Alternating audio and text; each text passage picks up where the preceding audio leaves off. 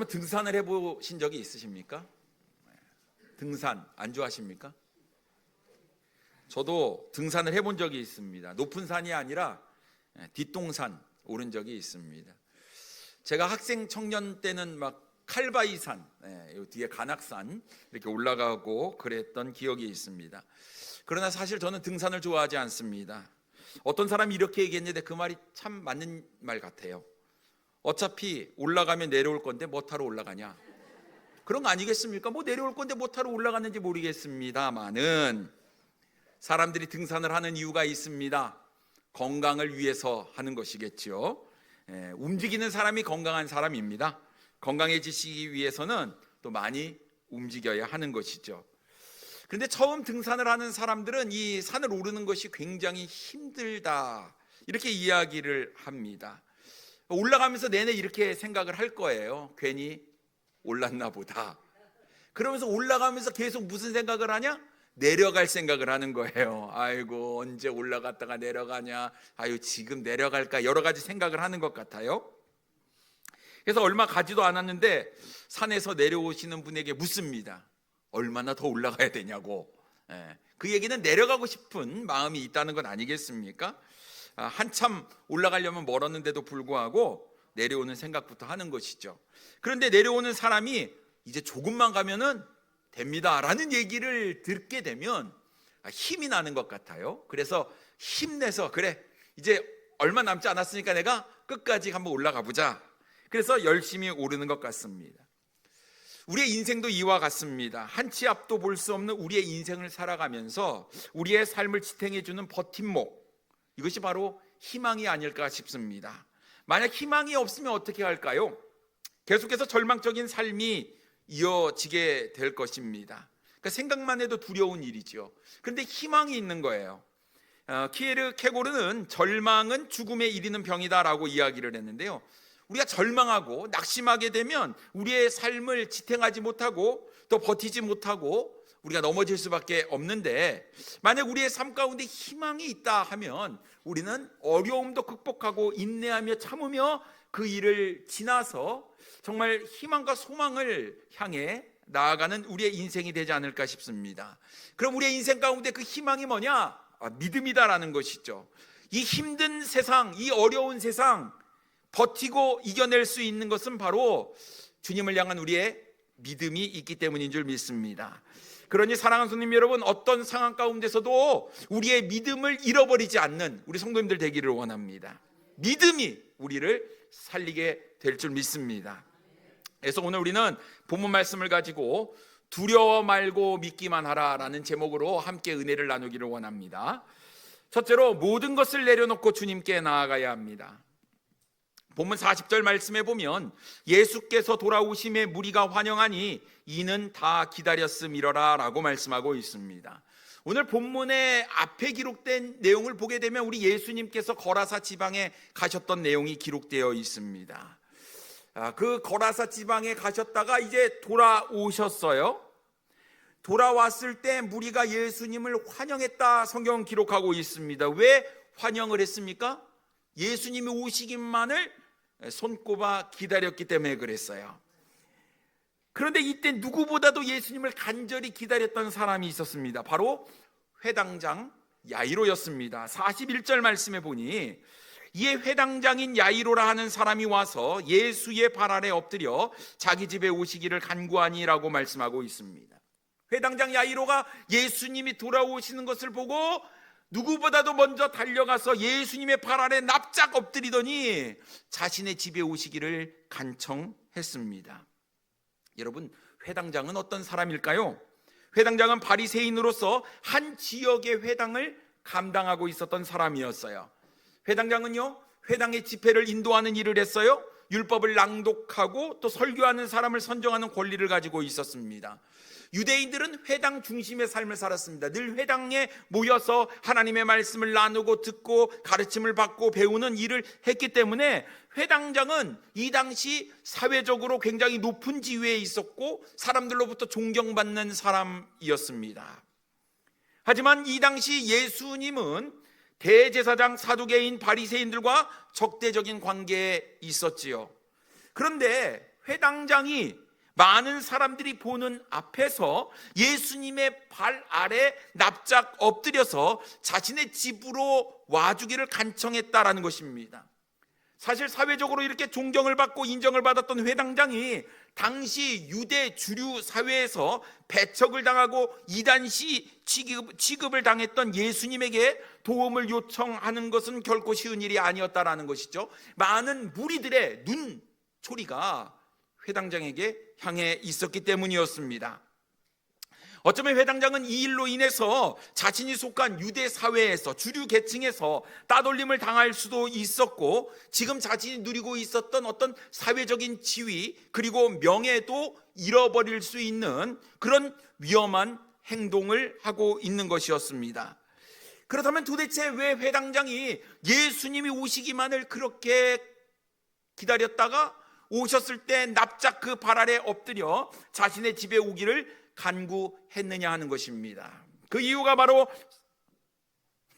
몇 절이요? 42절에 기록되어 있습니다. 이는 자기에게 12살 된 외딸이 있어 죽어감이라라 말씀하고 있습니다. 왜 회당장이 예수님께 찾아와 엎드려 간구했습니까? 자신의 딸이 죽어가고 있었기 때문이에요. 안타까운 일이었죠. 생각해 보십시오. 이 딸이요 12살밖에 안 됐어요. 얼마나 어린 딸입니까? 여러분, 아이가 얼마나 귀엽고 예뻐요. 아직 꽃도 피지 못한 12살짜리 자신의 어린 딸이 죽어가는 거예요. 그런데 이 딸이 또 외딸입니다. 외동딸이랬대요. 그러니 얼마나 하나뿐인 자식이니까 얼마나 귀하겠습니까? 그런데 이 예쁜 딸이 죽어가고 있으니 이 딸이 죽어가는 모습을 보고 있는 이 부모의 마음이 얼마나 아팠겠어요. 그러면 여러분, 그냥 딸을 그냥 두었겠어요? 아니잖아요. 어떻게 하든지 딸의 병을 고치기 위해서 이런저런 노력을 다 해봤지만 이게 가능성이 없는 거예요. 딸의 병이 점점 중해져 가고 있었습니다. 자, 이 상황 가운데서 이 회당장이 할 수 있었던 거 무슨 일이겠습니까? 지푸라기라도 잡아야 되지 않겠어요? 마지막 희망, 걸어볼 수 있는 희망이 누구냐? 예수님에게 가는 거였어요. 그래서 자신이 회당장이었거든요. 바리새인이었거든요. 자신의 어떤 위치나 어떤 이런 명예나 어떤 사회적인 이런 지위가 지금 예수님에게 가서 이야기하는 것, 납작 엎드려서 자신의 집에 오게 간청하는 것, 이것은 결코 쉬운 일이 아니었습니다. 그러나 자신의 딸의 죽음 앞에서 무엇이 소중하냐? 자신의 명예, 자신의 사회적인 지위, 이것이 중요하지 않다 생각한 것이었죠. 그래서 지금 회당장은 오직 한 가지, 바로 죽어가는 딸을 살리고자 하는 그 마음밖에는 없었다라는 것입니다. 그래서 주님께 찾아가는 거예요. 사람들이 뭐라고 해도 지금 예수님만이, 많은 기적을 행하면서 많은 병자들을 고쳤던 예수님만이 자신의 딸을 고칠 수 있다는 이 한 가지 믿음으로 주님께 나아가, 주님 제발 제 딸을 살려주십시오, 제발 우리 집에 오셔서 내 딸의 병을 좀 고쳐주십시오라고 간청할 수밖에 없었다라는 것입니다. 사랑하는 성도 여러분, 우리는 대부분 자신의 능력으로 문제를 해결하려고 합니다. 그래서 문제가 있을 때 여러분, 하나님께 나와 간구하기 전에 내 힘으로 뭔가를 해보다가 안 될 경우, 그제서야 우리가 주님을 찾는 경우가 있지 않습니까? 근데 여러분, 이거 굉장히 교만한 거예요. 우리가 제일 먼저 모든 일을 낱낱이 주님 앞에 평상시에 주님과 교제하며 기도하며 주님 앞에 모든 것을 아랬던 사람이라고 한다면, 내 삶에 큰 문제든 작은 문제든 주님께 먼저 주님의 뜻을 구하고 아뢰는 것이 먼저 되었을 것 같아요. 회당장의 아이로도 보통 때 같으면 예수님 앞에서 무릎을 꿇고 간구할 사람은 아니었다라는 것입니다. 그런데 지금 어쩔 수 없어요. 사랑하는 외딸, 외동딸, 그 딸이 죽어져 가고 있는데 해봐도 안 된다라는 거예요. 예수님밖에 없다라는 것이죠. 그제서야 예수님 앞에 나오는 겁니다. 전에는 내 사회적인 지위와 어떤 명예, 이런 것들을 더 먼저 생각하지 않았겠습니까? 내가 이런 거 좀 누리면서, 이런 거 지키면서 내 딸을 좀 고쳐봐야겠다 생각을 했는데 안 되는 겁니다. 안 되는 거. 그래서 예수님을 찾아가게 됐다라는 것입니다. 만약 회당장 야이로에게 사랑하는 딸로 인한 절박한 고통이 없었다라고 한다면 과연 그가 예수님께 나와왔을까 하는 것입니다.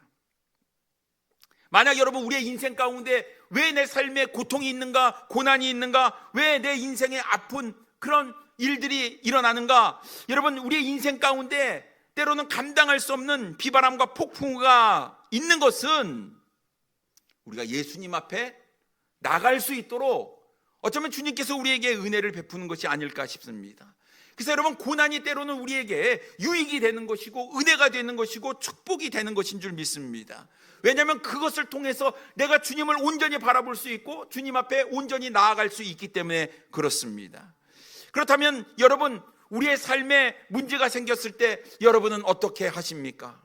여러분의 생각과 판단대로 하십니까? 아니면 이런저런 방법을 찾습니까? 제일 먼저 우리가 해야 될 것은 주님께 나아가 주님께 기도하며 간구하는 것인 줄 믿습니다. 모든 것 다 내려놓고요, 겸손하게 나는 아무것도 아닙니다, 나는 아무것도 할 수 없습니다, 주님께서 내 생명의 주관자 되시고 내 삶을 책임져 주시는 분이시니 주님께서 이 일을 좀 해결해 주십시오. 우리가 주님께 나아가는 이런 모습이 우리의 삶 가운데 있어야 될 줄 믿습니다. 때로는 알량한 나의 자존심 가지고 주님 앞에 부르짖지 못하는 우리의 모습이 있었다고 한다면, 여러분 이런저런 거 지금 따질 때가 아니라 주님 앞에서 겸손하게 겸허하게 내 삶의 문제를 이야기하며, 주님, 내 삶이 이렇습니다, 좀 나를 좀 도와주세요.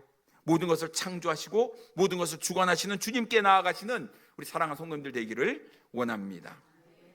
두 번째로, 여러 가지 상황이 우리의 믿음을 흔들어 놓기도 한다라는 것입니다.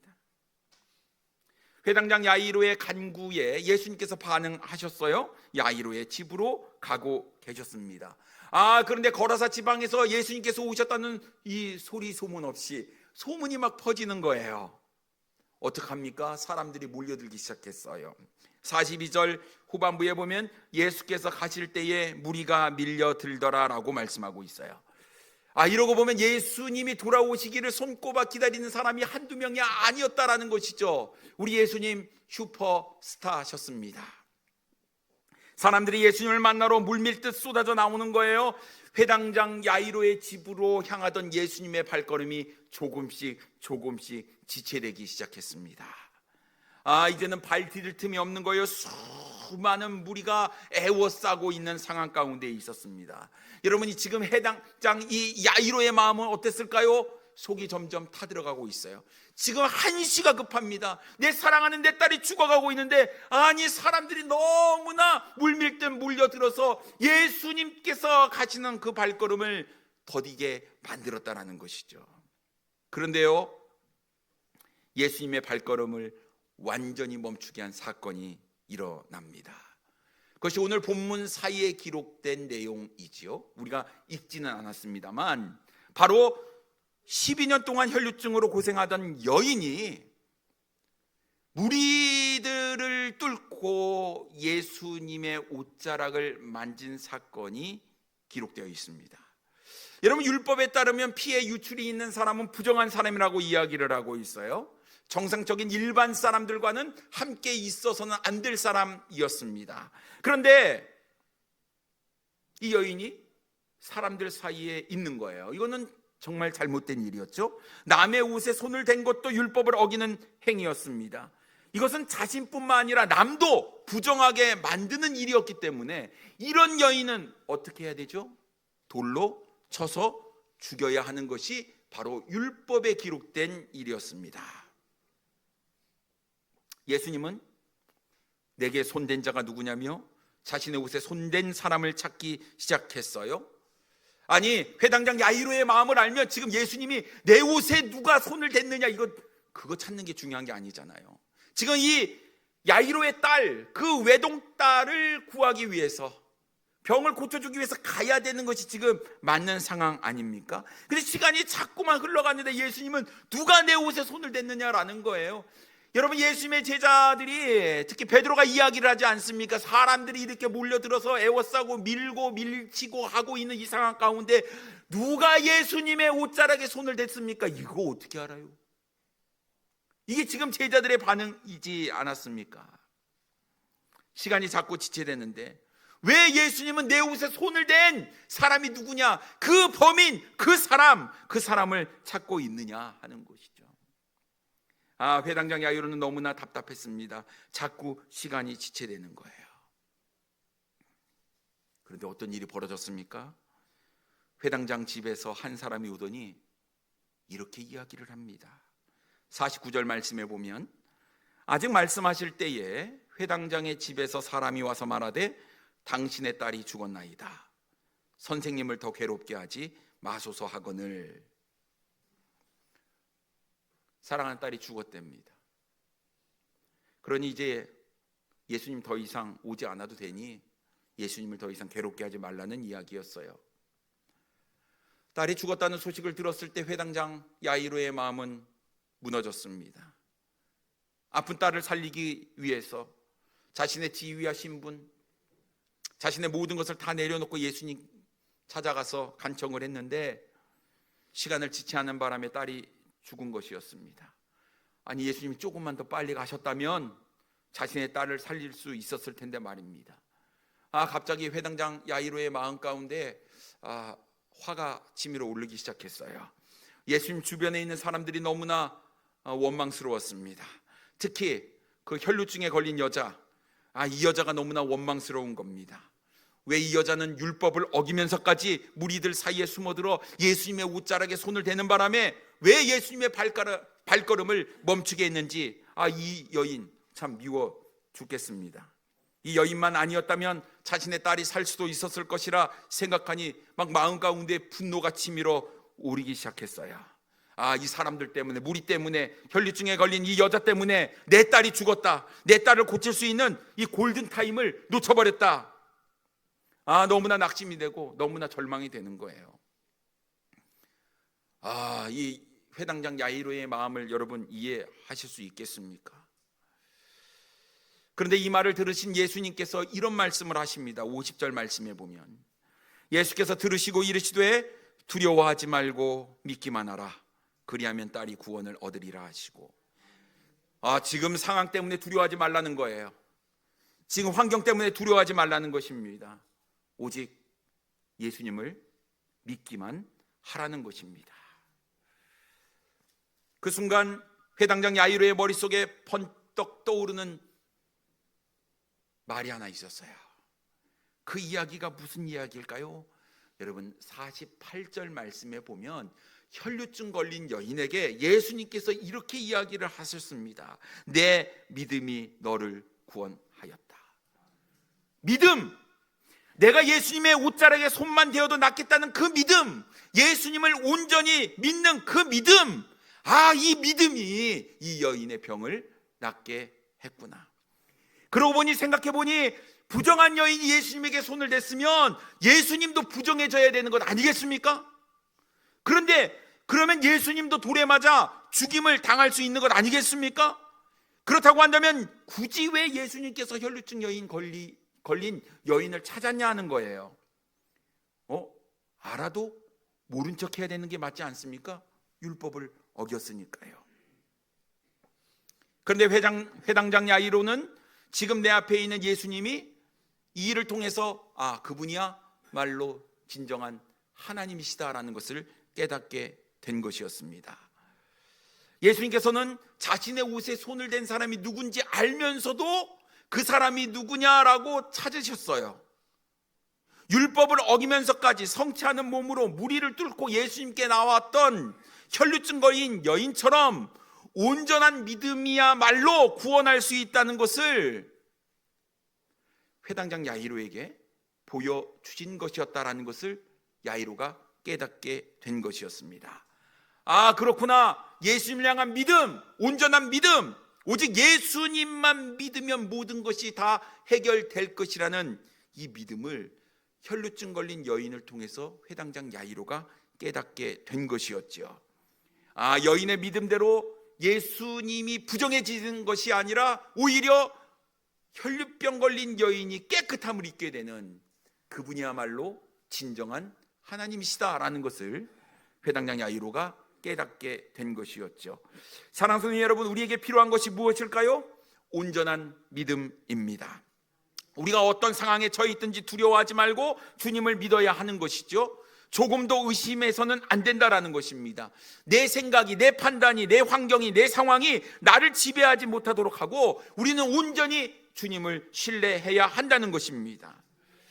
이 예수님께서 회당장 야이로의 집에 가까이 이르렀을 때 집에서 소리가 나기 시작했어요. 무슨 소리였습니까? 통곡하는 소리였어요. 그래서 예수님께서 제자 중에 베드로와 요한, 야고보 그리고 부모만 데리고 그 집에 들어가게 됩니다. 51절 말씀에 보면 그 집에 이르러 베드로와 요한과 야고보와 아이의 부모 외에는 함께 들어가기를 허락하지 아니하시니라 라고 말씀하고 있어요. 다른 사람은 일절 들어오지 못하게 했다라는 것입니다. 왜요? 거기에는 분명한 이유가 있었습니다. 여러분, 이 집에는 예수님을 믿지 못하는 사람이 너무나 많았어요. 부정적인 생각을 가진 사람들이 너무 많았습니다. 집에 있는 모든 사람이 지금 아이를 위해서 통곡하고 있었어요. 완전 초상집 분위기였지요. 그들이 생각하기에 예수님이 와도 이 죽은 딸을 살릴 수 있다는 그런 믿음이 없었다라는 거예요. 부정적인 생각으로 가득 차 있었다라는 것입니다. 예수님이 집에 들어오신 것을 보고도 계속해서 통곡하고 있었지요. 52절에 이렇게 말씀하십니다. 모든 사람이 아이를 위하여 울며 통곡하며 예수께서 이르시되 울지 말라, 죽은 것이 아니라 잔다 하시니. 우리 주님께서는 이 아이가 죽은 것이 아니라 자는 것이라고 말씀하신 것이었어요. 예수님께서 울지 말라며 말씀하신 것, 그 말씀을 사람들이 믿지 못하고 있었다라는 것입니다. 53절에 뭐라고 말씀하시죠? 그들이 그 죽은 것을 아는 고로 비웃더라. 비웃더라. 아니, 죽었다니까요. 뭘 자고 있어요. 내가 숨 끊어진 거 봤다니까요. 지금 왜 우리가 통곡하고 있는 줄 아십니까? 걔는요 죽었어요. 못 살아나요. 그것이 사람들의 마음이었다라는 것입니다. 딸이 죽었기 때문에 모든 것이 끝이 났다 생각했던 것이었죠. 여러분, 죽은 사람 어떻게 살릴 수 있겠습니까? 그들의 생각에 예수님이라고 한들 목숨이 붙었을 때에는 어떻게 좀 병을 고쳐볼 수 있겠지만 이젠 죽었으니 어떻게 할 수 없다고 생각을 했던 것이었지요. 그러고 보니까요, 사람들이 자기가 본 것만 믿는 것 같아요. 경험해 본 것만 믿는 것 같아요. 내가 만약 보지 못했거나 아니면 경험해 보지 못했다고 한다면 절대로 믿지 못한다라는 것이죠. 주님께서 의심하는 도마에게 뭐라고 말씀하셨습니까? 보지 못하고 믿는 자가 복되다 말씀하셨어요. 회당장 야이로의 딸이 죽은 상황에서 할 수 있는 것은 아무것도 없다고 사람들이 생각하고 있었습니다. 부정적인 생각이 지배하고 있었다라는 것이죠. 여러분, 우리가 스스로 주님의 능력을 제한할 때가 너무나 많다라는 거예요. 여러분, 우리 하나님은 전능하신 분이십니다. 능력이 많으시죠. 여러분, 능치 못할 일이 없으신 분이라는 거 여러분 믿으십니까? 그런데요, 우리는 내 스스로가 하나님의 능력을 제한해 버리고 만다라는 것입니다. 우리 하나님도 이런 상황 가운데서 못해. 안 돼. 이 병은 절대 못 고쳐. 이 상황에서 벗어날 길은 없어. 우리 스스로 그렇게 생각을 하는 거예요. 환경의 영향을 받아서 주님을 믿지 못하는 때가 많습니다. 주님께서 말씀하셔도 믿기는커녕 순종하기는커녕 우리가 비웃고 콧웃음 칠 때가 있다라는 것이죠. 하나님의 능력을 스스로 제한해 버리는 것입니다. 근데 여러분, 하나님께서 우리에게 원하시는 것이 무엇입니까? 진정한 믿음이에요. 온전한 믿음.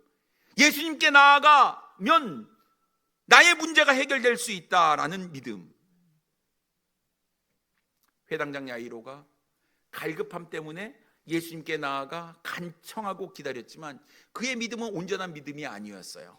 그래서 우리 예수님께서 혈루병 걸린 그 여인의 믿음을 통해서 온전한 믿음만이 구원할 수 있다는 것을 알려주셨던 것이었어요. 하지만 회당장 야이로의 집에 있는 사람들은 계속해서 부정적인 생각만을 가지고 있었는데 우리 주님께서 이 혈루병 걸린 여인을 통해서 회당장 야이로에게 온전한 믿음이 무엇인지 알려주게 되었던 것이었습니다.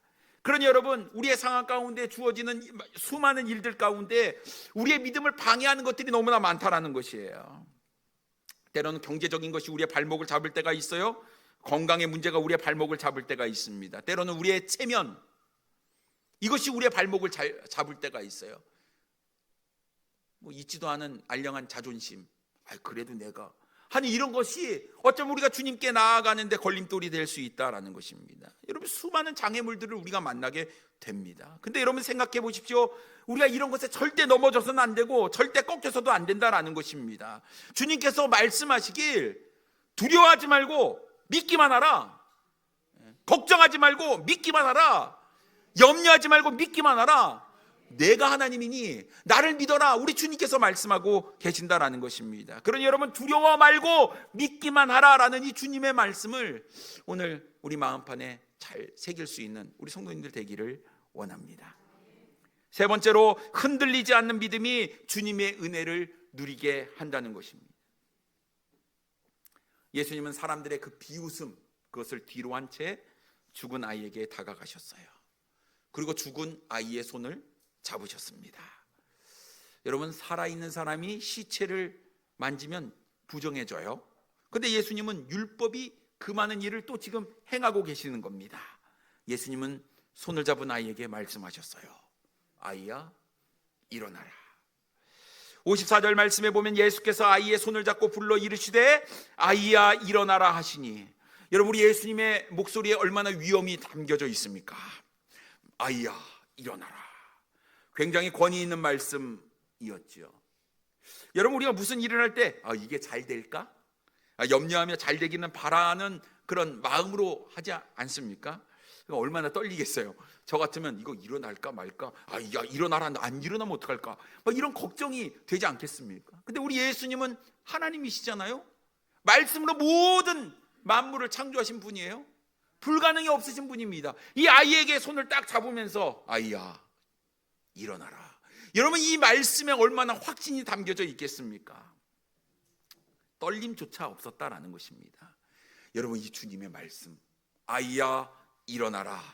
어떤 일이 벌어졌을까요? 55절 말씀에 보면요, 그 영이 돌아와 아이가 곧 일어나거늘 예수께서 먹을 것을 주라 명하시니라고 말씀하고 있어요. 떠났던 영, 여러분, 죽음은 뭡니까? 영과 육의 분리를 얘기하잖아요. 그러니까 영이 떠났는데 그 떠난 영이 예수님의 말씀 한마디, 아이야, 일어나라. 그 말씀 한마디에 떠났던 영이 돌아와서 이 아이가 일어났다라는 것입니다. 살아난 것이지요. 언제요? 예수님께서 일어나라 말씀하셨을 때. 여러분, 우리 주님께서 말씀하시면 그때 그 즉시 곧장 일이 일어난다니까요. 그 예수님께서 아이에게 먹을 것을 주라고 말씀하셨어요. 여러분, 죽은 사람이 뭐 먹습니까? 아니잖아요. 당연히 안 되잖아요. 근데 이 아이에게 먹을 것을 주라는 말씀은 이 아이가 분명히 살았다라는 것을 증명하는 것이었어요. 여러분, 이 일을 본 부모가 얼마나 놀랐을까요? 분명히 내 눈앞에 죽은 딸이었는데 주님께서 아이야, 일어나라라는 말씀 한마디에 아이가 살아났어요. 56절에 그 부모가 놀라는지라 예수께서 경고하사 이 일을 아무에게도 말하지 말라 하시니라 라고 말씀하고 있습니다. 놀란 부모, 이거 참 얘기하고 싶어 죽겠죠. 에? 내 딸이 살아났으니. 근데 예수님께서는 경고하셨어요. 아무에게도 이 일을 알리지 말라. 아직 주님의 때가 되지 않았습니다. 또 이 일을 자꾸 사람들이 얘기하면 마치 예수님을 구원자, 하나님으로 받아들이기 이전에 사람들은 자신의 어떤 유익을 위해서만 예수님을 찾을 것인 여러 가지 이유 때문에 예수님께서 이렇게 말씀하셨던 것 같아요. 하지만 여러분, 예수님의 이런 경고에도 불구하고 이 회당장 야이로는 예수님께서 행하신 일을 사람들에게 이야기할 수밖에 없었다라는 것이죠. 생각해 보십시오. 막 물어봐요. 아니, 분명히 딸이 죽었거든요. 지금 막 예수님 비웃고 그런 사람들이 지금 딸이 살아나서 지금 음식을 먹고 있단 말이죠. 이거 어떻게 설명하겠습니까? 사람들이 물어볼 거 아니에요. 아니, 딸이 분명히 죽었는데 어떻게 살았느냐? 그럼 회장당이 어떻게 얘기할까요? 예수님께서 살리셨어. 예수님께서 아이야, 일어나라 말씀하셨어. 그랬더니 아이가 살아난 거야. 우리 예수님께서 고쳐주셨어. 예수님께서 살려주셨어. 예수님이 바로 전능하신 하나님이더라. 여러분, 전하지 아니할 수 있겠습니까? 전할 수밖에 없는 거 아니겠습니까? 그러니 예수님의 소문이 점점 퍼져나갔다라는 것입니다. 동일한 말씀을 기록하고 있는 마태복음 9장 26절 말씀에 보면 이렇게 말씀하고 있어요. 그 소문이 그 온 땅에 퍼지더라. 회당장 야이로가 받은 놀라운 하나님의 은혜, 놀라운 축복이 얼마나 큰데 어찌 전하지 않을 수 있느냐 하는 것입니다. 분명히 병들어 죽게 된 딸, 아니 죽은 딸이 이제 건강한 모습으로 살아있으니 사람들이 물어보지 않겠습니까? 그런데 자연스럽게 이야기할 수밖에 없는 거예요. 아마 성경에 기록이 없지만 그 소문이 온 땅에 퍼진 것으로 보아 회당장 야이로는 예수님을 증거한 사람이 되었을 줄 믿습니다. 내가 만난 예수님, 내가 경험한 예수님, 그분은 하나님이셔라고 전했을 것입니다. 그러니 여러분, 내가 원하는 시간에 내 뜻대로 이루어지지 않더라도 우리는 주님을 믿어야 한다고 전해야 합니다. 왜냐하면 무리 때문에 예수님의 발걸음이 지체되었어도 예수님은 자신의 딸을 살리셨기 때문에 그렇습니다. 여러분, 내 인생 가운데 많은 장애물이 있어서 내가 원하는 방법대로 이루어지지 않더라도 주님을 믿어야 한다라고 전했을 것입니다. 왜냐하면 혈류증 걸린 여인 때문에 방해를 받아서 예수님께서 늦게 지체되었지만 자신의 딸을 살리셨기 때문에 그렇습니다. 여러분, 우리의 생각 가운데 때가 늦었다고 생각할 때도 우리는 주님을 믿어야 돼요. 왜냐하면 병든 딸이 죽었어도 그 죽은 사람을 살리시는 분이 우리 주님이시기 때문에 그렇습니다. 다른 사람이 다 안 돼, 안 돼, 안 돼라고 비웃을 때도 여러분, 우리는 주님을 믿어야 돼요. 왜냐하면 예수님께서 오셨는데 죽은 자가 아니라 잔다라고 얘기했을 때 모든 사람이 비웃었잖아요. 그래도 우리 주님께서는 그 죽은 딸을 살리셨기 때문에 그렇습니다. 그러니 사랑하는 성도님 여러분, 우리의 삶이 어떤 삶이 되어야 될까요? 나를 구원해 주신 그 놀라운 주님의 구원의 은혜를 우리가 누렸고 내 삶 가운데 나와 동행하시면서 내 삶 가운데 역사하시는 하나님의 은혜를 날마다 우리가 경험하고 있다면 우리는 자연스럽게, 우리는 당연히 예수님을 증거하는 삶을 살아야 될 줄 믿습니다. 나의 인생의 어려움을 해결해 주신 그 주님을 우리는 찬양해야 하고요, 내 삶 가운데 경험한 이 하나님의 은혜를 우리는 증거해야 될 줄 믿습니다. 여러분, 주님을 향한 온전한 믿음이 있으십니까? 우리가 살면서 여러 가지 어려움을 겪게 되는데 우리의 믿음이 흔들릴 때가 있는데 그때 여러분, 오늘 주님께서 회당장 야이로에게 하신 말씀, 두려워 말고 믿기만 하라. 여러분, 이 말씀을 기억하시기를 바랍니다. 온전한 믿음만이 우리가 누릴 수 있는 엄청난 은혜를 가져다 준다는 사실을 기억하시고 여러분, 두려워하지 마시고 믿음으로 나아가시는 우리 사랑하는 성도님들 되기를 원합니다. 여러분, 놀라운 은혜가 우리의 삶 가운데 넘치게 되리라고 믿습니다. 기도하겠습니다.